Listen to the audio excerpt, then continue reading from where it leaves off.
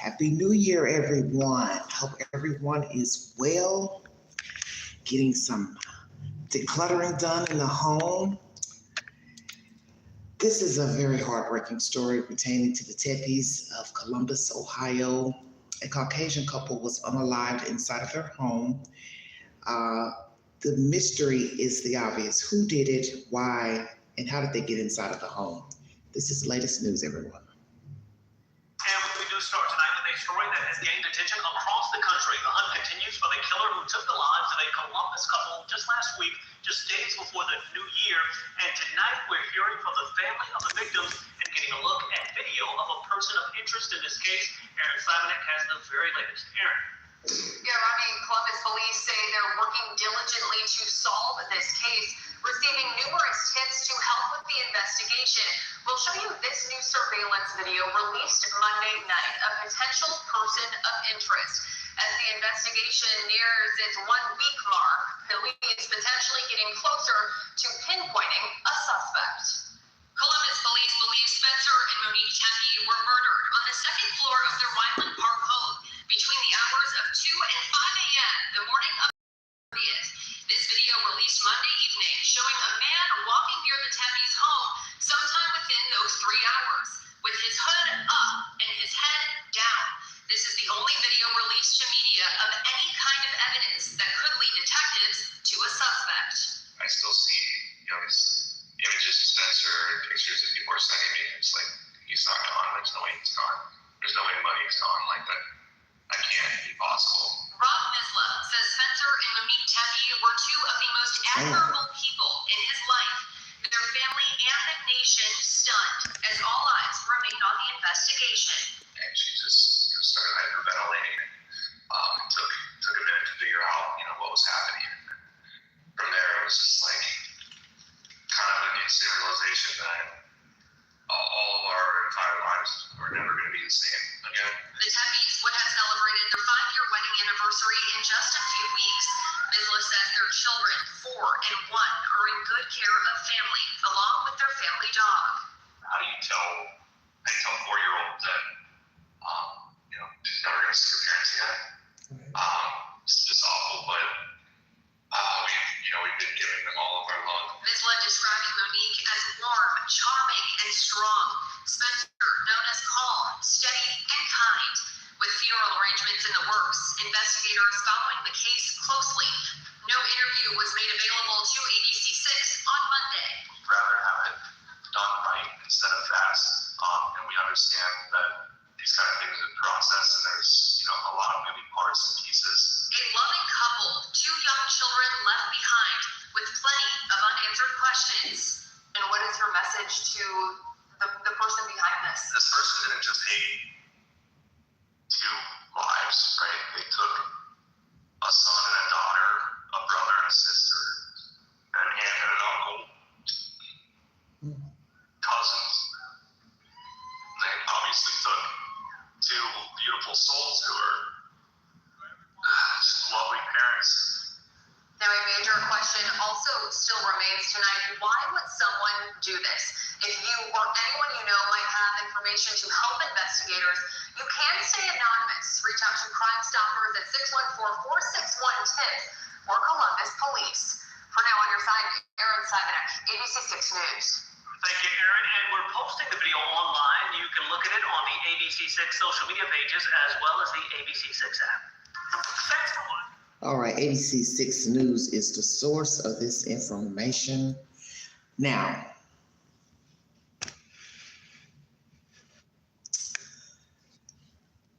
somebody knows something. This couple, okay? And who is that someone? It's almost a stupid question to ask, did they have enemies? Because you always hear that from people about deceased people. Well, they didn't have any enemies. We're the only one that didn't like them. We're the only one that had falling out. Somebody didn't like them. And preferably the husband, since he was shot more times than the wife. She was shot once in the chest. This is not a murder-suicide. Obviously, forensics has been conducted to assess this is not that type of storyline. Allegedly, no one broke in the house and they don't know that anything has been stolen so far. So we'll just say allegedly, because a person does not have to have a backpack to steal items. Depending on what they want and what they're looking for and what they're expecting to find, they can just be getting credit cards, cash. I don't know. Because first we got to know who the person is and why they went into this home. So now we have a timeline of 2 to 5 a.m. Also, it's being said by Mr. Tepe that he got up at a certain time to get up in the morning. 5 or so to get ready for work. He worked about an hour and 17 minutes or so away from Columbus in Athens, Ohio. It's like an hour and 17-minute difference from Columbus to Athens, where his dental practice is. Is this work-related? Because there are thousands of potential people that could be involved. Is this work-related? Somebody who was reprimanded, they've been caught doing something fraudulently. He got wind of it, spoke to the person, went to the head knocker.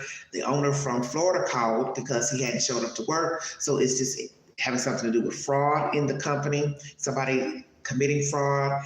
Mr. Tepe got wind of it, called it out. Is this an issue of the person who owns the company, knocking off a dentist for insurance money? See, you never know. Because we don't really know how deep this pocket goes in the job. So we're going to say workplace, disgruntled employee, fraud, someone was fired, bad client situation happened with the client, such as permanent damage with tooth extraction or surgery. Something ended up happening after they got surgery that affected their health. Life-threatening, I don't know. Neighbor issues. How long have they been living in this neighborhood? How long have they been living in that townhouse? Have they had any issues with the neighbors? Wrong identity. Could this be that somebody went to this house, thought they had the right home, got in, and just went on and shot the people and realized, oh, these aren't the people I'm looking for. Personal. Relationships that these two people had with other people, preferably the husband. It would be the assumption that he was the main target and the wife was a casualty and could identify the perpetrator. So I've got to shoot her as well, okay? That would be the thought if indeed Mr. Tepe is the target. But what's odd, where he was found deceased in his bedroom, and you wouldn't readily be walking to your bedroom and having someone trail you in there in the AM, unless it's someone close to you, such as a friend or a relative, somebody there, personal, that they will be in that personal space of your bedroom. This is very diabolical and very eerie. Because if there's no doors jammed, no electrical cut, such as to disarm alarms, phones, how did the person get in? And which entry? Front door, back door, basement. We would have heard there was a basement window kicked out. Or was somebody savvy enough to dismantle the alarms? Hacked it, I don't know. Because allegedly they're saying it was the type of locks that had the code. So how did the person get in? Why this time of night, if we're to believe the suspect entered 2 and 5 and was casually walking, I'm assuming on their way from the location of their house. This is the alley, this picture. This is a still picture of the video of possibly a potential suspect walking his way from the residence. He has a certain walk. I was listening to some commentary late in the morning that some people were commenting on someone's video that possibly he's pigeon-toed, but he's got his own gape, which we all have our own style of walking. And when you have a video of someone walking, and then you compare it to this video, somebody may be able to point out and say, you know what, that looks like Joe Schmo, that looks like John. Could it be somebody who visited the house regularly, saw them entering the code? Because a lot of times, people do peep when you're typing in numbers, when you're at the register, when you're at your own home, and they memorize the numbers. And you know that people put in codes familiar to their life, such as birth dates, parents' birth dates. People use those numbers for passwords. So is this a relative, family, friend, acquaintance? Because how the hell did they get in? Make it make sense. Or did somebody have some type of gadget that could unlock these magnetic doors? And I'm sure it's some type of device out there, because they have devices for the garages. They have universal remotes or gadgets for opening garages. Also on certain makes of cars, the alarms. So if they can do it for garages and cars, they can definitely make a gadget to pop the doors open on keypad door locks. And that's scary as hell. And even if a person does this, then that means he or she or they would have to be very quick in getting in, because naturally a person's going to have motion sensors on their homes. So even if the alarm doesn't sound, they can get a visual or notification, hey, there's movement in the house. I'm not there. There shouldn't be anybody moving around in my house. So you still can naturally alert authorities. We've named work, personal, neighbor, friend, relative, and then there's our personal. And that would be somebody that wanted to have offended in life, out in the street, or somebody was messing around doing some hanky-panky, somebody owed somebody money. Could this be a gambling debt? But whomever exacted this crime, it was personal to him. It was personal to him. And he was not in a hurry when he left. He was not running, because naturally there was snow, ice on the ground. So he wasn't in a hurry. I don't know if forensics have gone out to try to do any, what they call moles of footprints, because people walk up and down alleys and sidewalks every day. Who is this person and why? That's what I'm asking. You left 2 children unattended in this house to be on their own while their parents lie dead. And I don't know how long it was before the mother and the father took their last breath, but the point is they're deceased, and these children were in the house and they were crying, and we heard that on the 911 call, because people were concerned and were calling. Now, Queen assesses everything. Who called, the time they called. So we have people from the job calling. Now, some people may think that's suspicious. Why are you calling? Because somebody's late for work, didn't come in on time. Well, it's only suspicious because when they decide to call the wife, she's not answering. Then somebody moseys on over to the location, and then they hear children crying. So they're going to say to themselves, well, we're knocking on the door, beating on the door, ringing the doorbell, and children are crying. Don't you hear us out here knocking? Why wouldn't you come to the door or say something through the door? So that would be suspicious. Who committed this crime? Because whoever it is, they're a coward and selfish. Because, everyone has his or her own reasoning for unaliving a human being, but there were children in there. And you cowardly left babies alone. not knowing what the hell was going on and looking at their parents in their own blood. That's a cowardly act.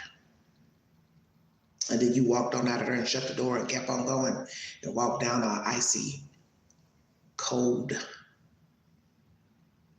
alleyway.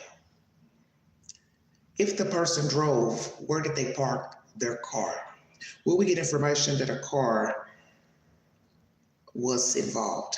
The person parked their car a couple of blocks away and then walked down this alleyway to this said home. And due to the fact that the person, if we're to believe this is the suspect, is on this video walking through the alley, this would possibly be the way that they entered, was through the back door. So they have scoped out the home to make sure they're going in the right house, allegedly, and entered through the back. Did they ever do a dry run?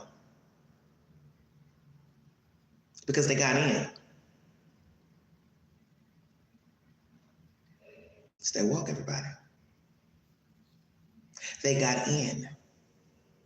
They got in somehow.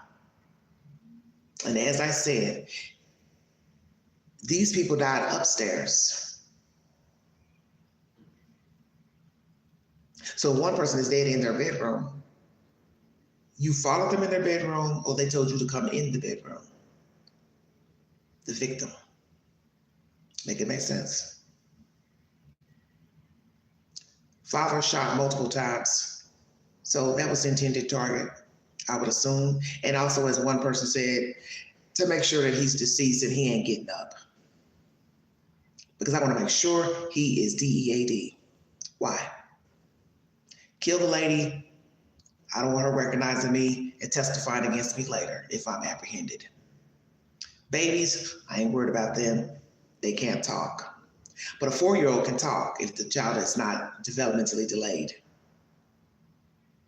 So now we wait to see what the 4-year-old has to say if the 4-year-old was up. And see, we don't even know if the children were up. They could have awakened at some point in the night, in the morning, looking for their parents, crying, whichsoever. Were the children asleep or not when the parents were unalived? Which rooms were the children in? Were they in their own beds, cribs, or were they in rooms with the parents? See, lots of questions. And how alert is this 4-year-old? Because we have a lot of savvy children today. They literally come in the world talking and very smart and very intuitive. And it would be a shame that one of these children was awake, such as the 4-year-old. And the 4-year-old can make out this person has seen this person before and can tell law enforcement, oh, that's Bob, that's such and such, that's John, Mr. Such and such.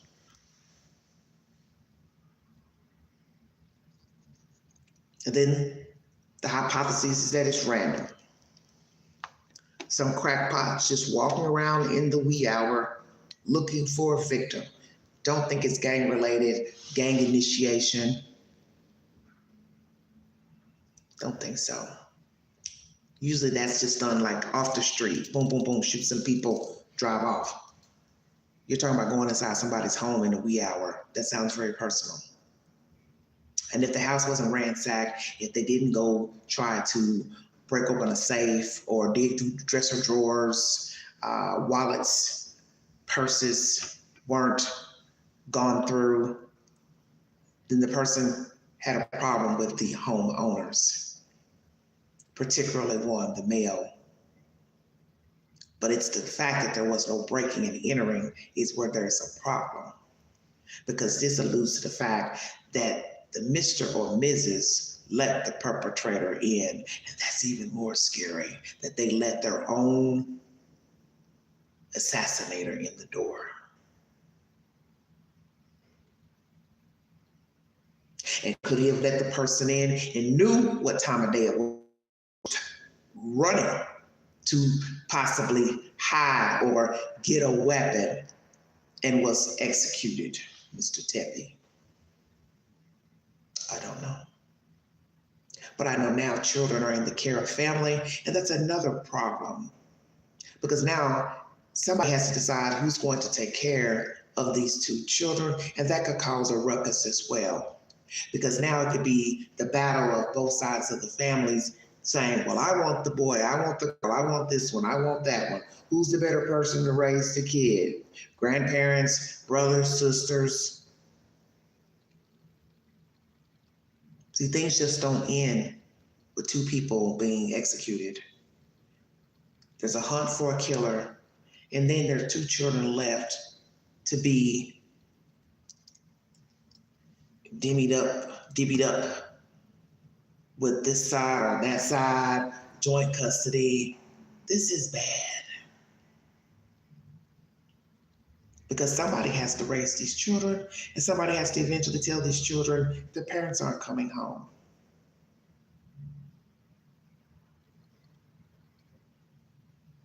And who wants to be that person? Mommy and daddy aren't coming home. They're not coming back. Why not? Where are they? How do you explain to a 4-year-old why his or her parents aren't coming home? And where they are? And how they got there? I would not want to be that person. And then we have to pray that these children will adjust to whomever is going to be raising them, how they're going to be raised. So it goes deeper than just a manhunt for a killer. We have children involved, and they didn't ask for this. They didn't ask for their parents to be snuffed out. Now, the flip side is that these nice people maybe weren't so nice. Just saying. Because it's the old adage,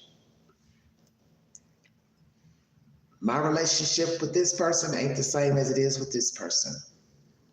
And everyone has a different perception of people. Who you like, somebody else don't like.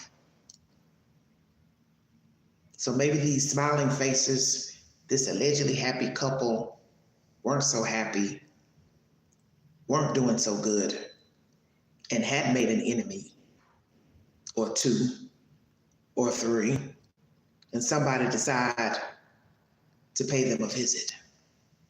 Because see, that's the thing about life, you don't know people. And watching somebody's video from getting married in 2021 is just that, a video. We don't know these people. We don't know what they were involved in. We don't know what they have witnessed. We don't know if they're covering up something for somebody. And somebody had to eliminate a participant. For all we know, this guy, he could be a whistleblower. Could have been some fraud going on in the practice. This happens all the time in medical practices. People are lying, stealing, covering up pharmaceutical fraud, stealing monies, writing fraudulent prescriptions. It could be anything. And it could also be that somebody was stepping out on somebody, having an affair. Was Mr. Tepe having an affair? And somebody decided to send a messenger. Somebody wanted somebody, but this somebody already has a wife. Or maybe he was doing some other things with other men. See, you never know. Could be bisexual, homosexual, I don't know. It's not to be disrespectful, but we don't know these people. And we don't know how somebody got in your house to unalive you without breaking down a door, jamming a lock, breaking out a window, and just ease on in and ease on out and walk out into the cold with a hoodie on in the snow. They were in your house. And I don't know the conversation, if there was a conversation. Don't know if there was a struggle or just point blank shot them. And one person was saying in their video, they wanted to know the range of the fire, the shots. And I thought, well, what difference does it make? They were going in there to kill him. What difference does it make? If they stood 10 feet or they were 2 feet away. The point is you're in there and you obviously had a weapon and you took a weapon. And I doubt it was the weapon belonging to the family. So I'm going to assess that the person went there deliberately to unalive the man, the wife. They took a weapon with them, and they made sure that they both were deceased.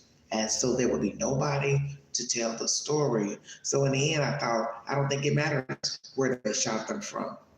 10 feet, 7 feet, 3 feet. What difference does it make? They stood over them. They made them beg. Does it matter? They're dead. There was intent.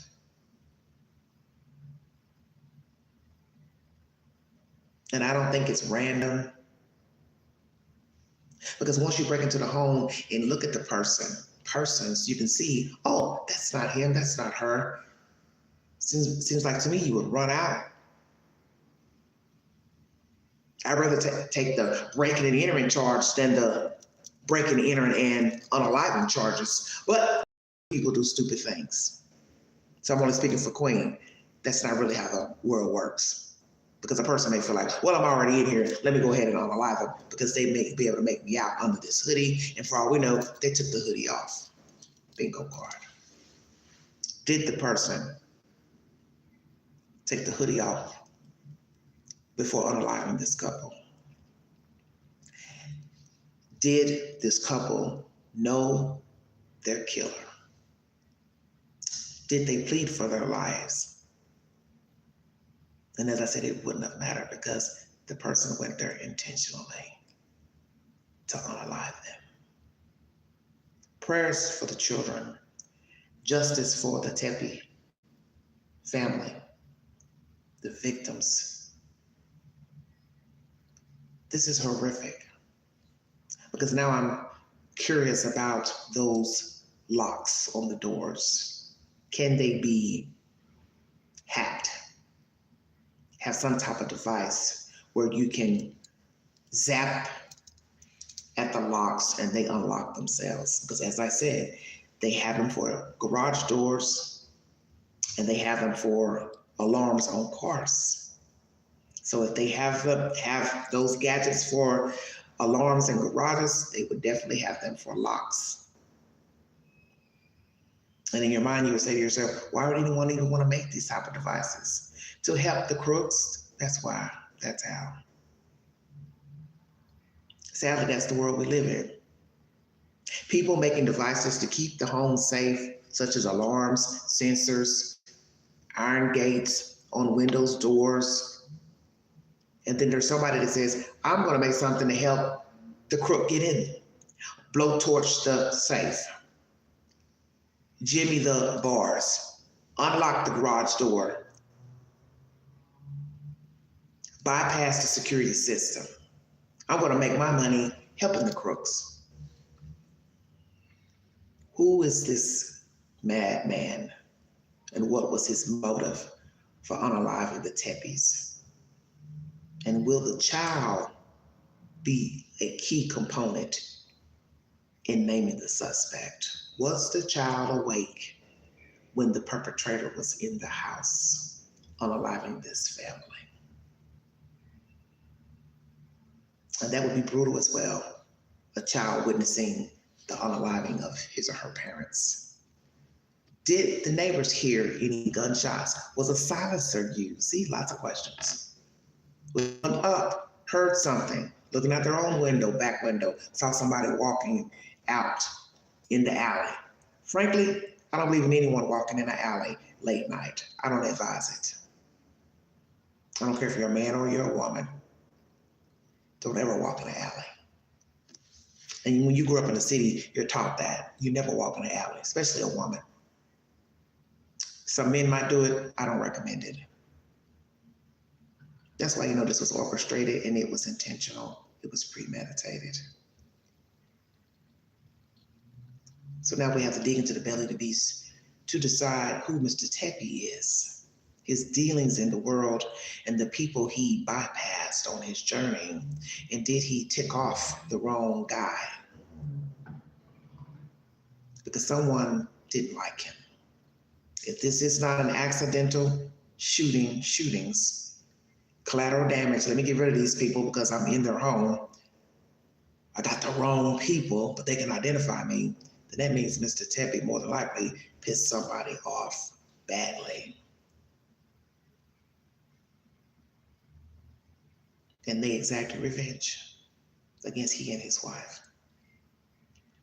Follow the Queen on the Newsbreak app, the Vault XL. Follow me here, like, share, subscribe. Drop your comments below this video. After this live, I will be uploading some shorts pertaining to breaking news. Take the polls on my community page pertaining to this case. I do believe I put up a poll pertaining to if this was personal or not. It might have been another case. But I'm gonna go here and check just to make sure I didn't put up a poll pertaining to this case. 1 second, everybody. Thank you for joining me.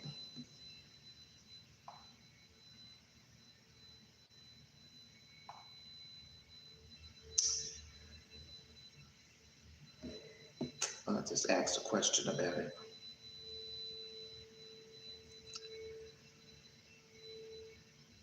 This week's movie is a throwback from the 90s, Consenting Adults, starring Kevin Spacey. It's free on Fandango Home, and also an update pertaining, to Celeste Rivas Hernandez. There's a photo allegedly Mr. Fisher found in a home, which I find bizarre as well. Why would David leave any photos behind of this girl who's now deceased and found in his Tesla?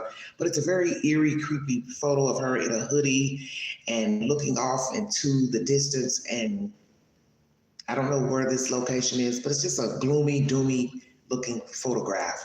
Weigh in and tell me what you think about that photograph. I will do a short about that. He's recollecting it was 9 months, I think, before she was found deceased. Another scary, harrowing story of a young girl abused, used, and then unalived by somebody she trusted. Allegedly, there's an arrest that's on the horizon for singer David, as it should be, because she was found in his Tesla, and there's no way he didn't know that she was in there. I believe it was a botched job.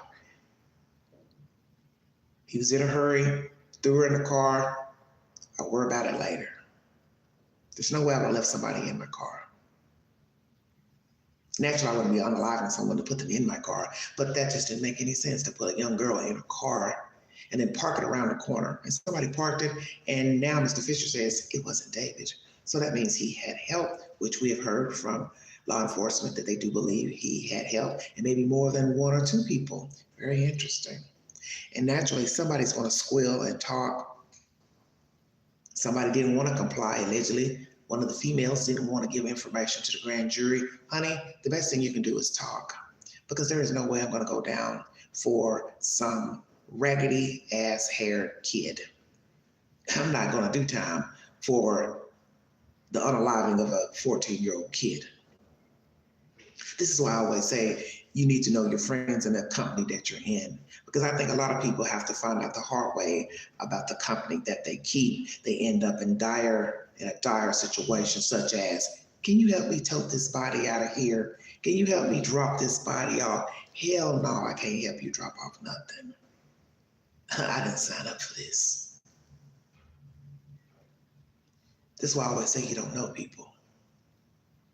I'm not going to help you unalive a person, set them up, rob them, bury them, dispose of them. And I'm not going to go to court and lie about what I know and don't know. Because a lot of times these people do have full knowledge of a crime, and they get a slap on the wrist. They get an offer from the district attorney. Well, just go to court and tell us what you do know. And it might be the whole shebang, and they don't even get no damn time. Or they get a reduced sentence. I think if you know anything about a murder, you should get time. We can't keep giving people passes, even finding out about a homicide after the fact. And you never go to the authorities and say, yeah, Joe Blow told me he unalived that lady or some people, that kid. Well, why are you holding on to the secret? And I get it, you may fear for your safety, but that could be you. You can't think that this person would not harm you. they have taken a whole life or more. And you thinking, well, I won't say anything to preserve my own life. I don't want them hurting me. They still could double back and kill you. What's the old saying? I beat you to the punch in case you decide you want to go tell. I'll knock you off since I stupidly slipped up and told you that I took a life. You got to use your head. As soon as they tell me, I think I'm going to go in hiding and tell the authorities, this is what was told to me. I fear for my safety. I got to get out of here. No way you can trust somebody who's unalived a person. And then when you're talking about children, there's no logical reason to unalive a child. Not now, not never.